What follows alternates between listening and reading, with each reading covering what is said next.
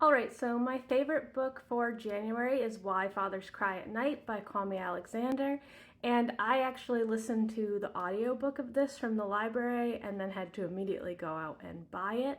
I wasn't thinking that this was going to be a 5-star read for me because I've read some of his poetry in the past, but this is a memoir slash recipe book slash poetry. And it looks at different types of love, particularly the love of like parents for their kids, and the expectations that parents have for their kids, but also that kids have for their parents.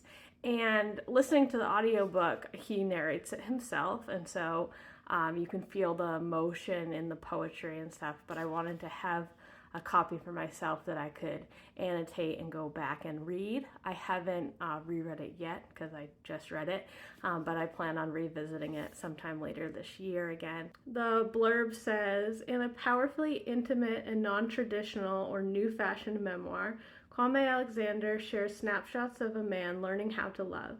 He takes us through stories of his parents, from being awkward newlyweds in the sticky Chicago summer of 1967 to sometimes confusing ways they showed their love to each other and for him. He explores his own relationships, his difficulties as a newlywed, 22-year-old father, and precariousness of his early marriage while working in a jazz club with his second wife.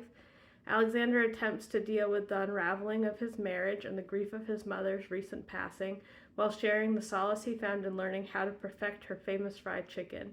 With an open heart, Alexander weaves together the memories of his past to try to understand his greatest love, his daughters. Full of heart, reminiscence, family recipes, love poems, and personal letters, Why Fathers Cry at Night inspires bravery and vulnerability in every reader who has experienced the reckless passion, heartbreak, failure, and joy that defines the whirlwind woes and wonders of love.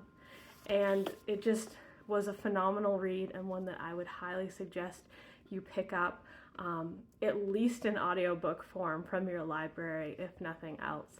So definitely check it out.